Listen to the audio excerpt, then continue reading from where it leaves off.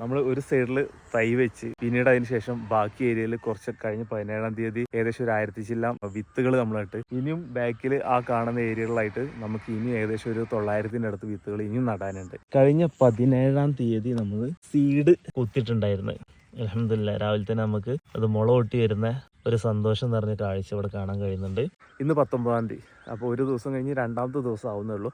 പക്ഷെ ഇതിലിപ്പോൾ മുള പൊട്ടിയത് കണ്ടത് നമ്മൾ കുതിർത്ത് വെച്ചിട്ട് വിത്തിട്ടതാണ്. വേരടിയിൽ പിടിച്ചിക്കണ്, വിത്ത് ഇതാ മുകളിലേക്ക് ഇങ്ങനെ പൊന്തി വന്നിട്ടുണ്ട്.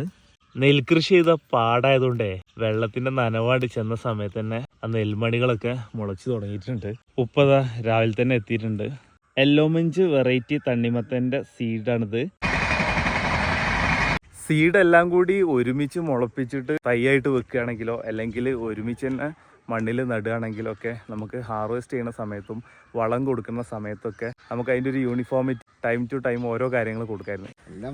പണ്ട് ആൾക്ക് കൊയ്യണ സമയത്തൊന്നും ഇത്ര നെല്ലൊന്നും നെല്ലുണ്ടാവില്ല. ഇത് ആ മെഷീനാണ്ട് ആ സാധനം ചെന്ന് തട്ടിനോടത്ത് അതിന് കൊഴിഞ്ഞു പോവുക. ഇങ്ങോട്ട് വരുന്നില്ല. കാരണം മെഷീൻ ചെറിയ കുഴപ്പം എന്തെങ്കിലും ഉണ്ടെങ്കിൽ എന്നാ പറയുമ്പോൾ ഒരു 100 കിലോ കൊയ്യണ സമയത്ത് ചിലപ്പോൾ ഒരു 5-6 കിലോ പോകണ്ടാവില്ല നിലത്ത്.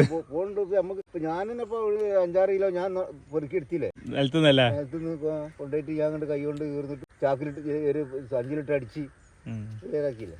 വരിയൊക്കെ നനവ് തട്ടി അപ്പം പൊന്തുന്നതാണ്. ആരും നമ്മുടെ വീഡിയോ കണ്ടിട്ട് അനുകരിക്കരുത്. നമ്മുടെ കൃഷിയിടത്തിലെ എക്സ്പീരിയൻസ് ആണ് നമ്മൾ ഷെയർ ചെയ്യാൻ ശ്രമിക്കുന്നത്.